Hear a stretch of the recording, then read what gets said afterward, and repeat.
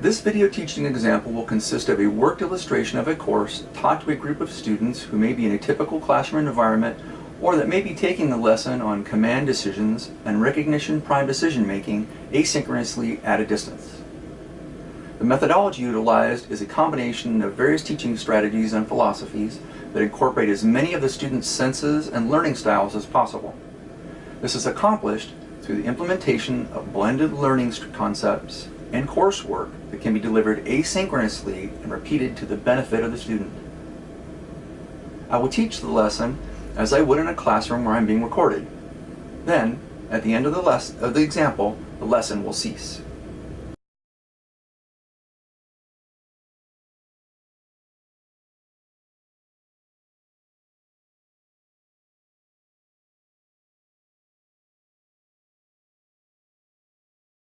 Good morning. My name is Dan Perkins and I'm speaking to you today about our continued topics on command decisions. Let's quickly review what it is we've discussed thus far. Let's take a look at the board. Over the past few lessons we've discussed what command decisions are, we've defined them, identified their purpose, as well as had relevant discussions about their specific situational and application differences. In addition, we've talked about both the definition and application of recognition prime decision making, identifying how, when, and where these critical choices are made. Today, we will delve further into the actual application of command decisions, dissecting their actual relevance in real-life scenarios, further developing your slide tray with situational examples from a single Fireground video.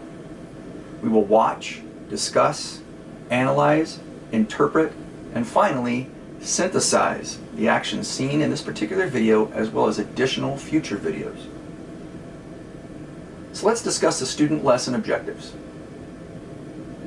First, the student by the end of the lesson will be able to identify, interpret, classify, and differentiate current actions seen in video examples given to the student by the instructor.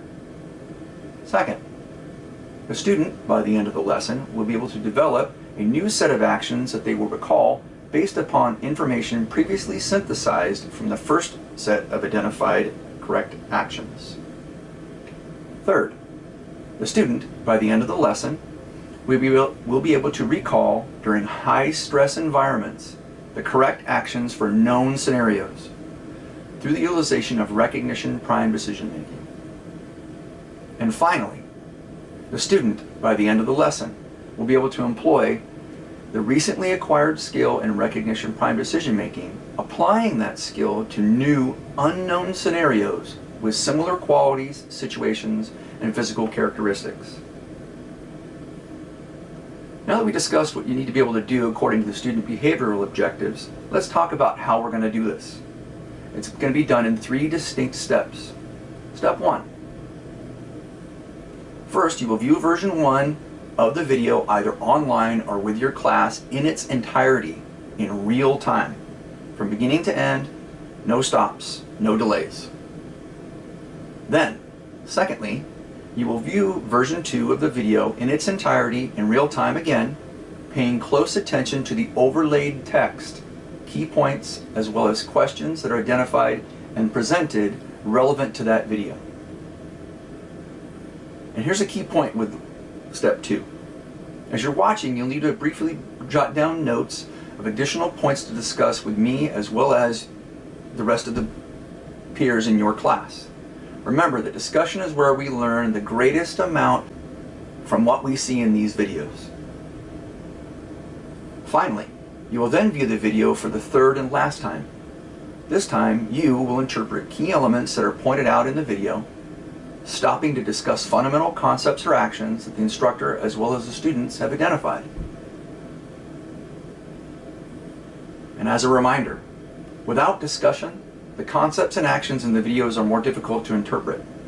This is why we need to create an environment in the class where we can critically think about the actions that we witnessed in the video segments, and how it is we can synthesize this information into relevant actions that we will choose to employ under stressful conditions or with limited information. So let's view the first video.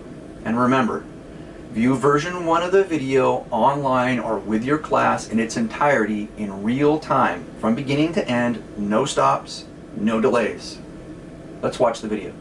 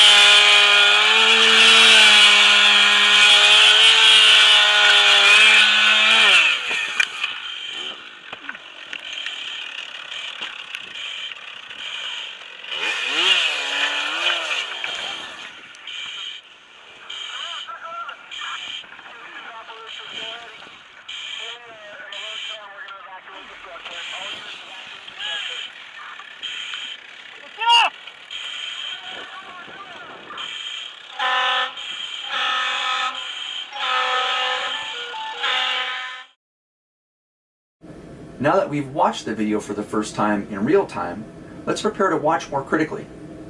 Remember to pay attention to the overlaid text, key points, and questions that are identified and presented relevant to the video. Get ready to take notes. Let's watch video number 2.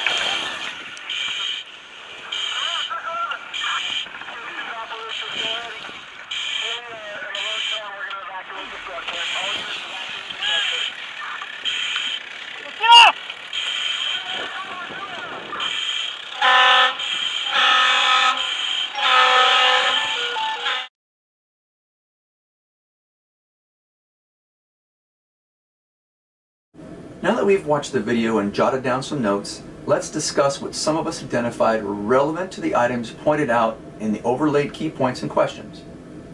After we've discussed this video, we'll move on to the next video utilizing the same format. End of lesson 1.